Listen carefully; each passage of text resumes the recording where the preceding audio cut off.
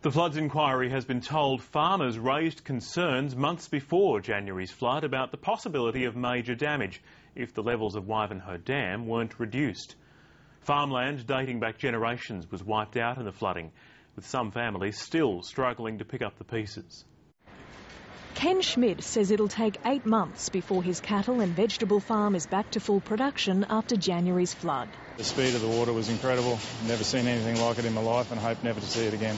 Mr Schmidt's property lies on the banks of the Brisbane River, 14 kilometres downstream from Wivenhoe Dam. He and other farmers blame massive water releases from the dam at the 11th hour. We expect floods, but we don't expect floods of the velocity that happened in January. When the water comes from 75 metres above sea level rather than 30 or 40, which is a normal flood, it makes a hell of a difference to the velocity of the water.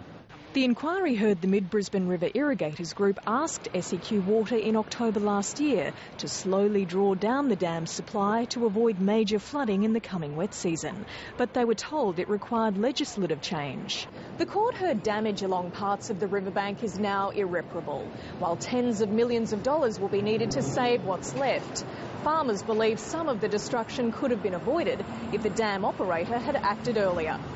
The Irrigators Group says SEQ Water held back releases to avoid minor flooding of bridges, only to be forced to make destructive releases later on when its strategy failed. I don't know whether the Commission think our concerns were warranted, but I think we do.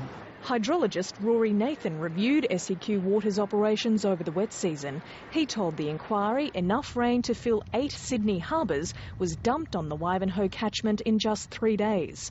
Dr Nathan said if the operators had reduced the dam to 75% and followed their manual by the book, the potential for flood mitigation could have increased by another 15%. Francine Norton, ABC News, Brisbane.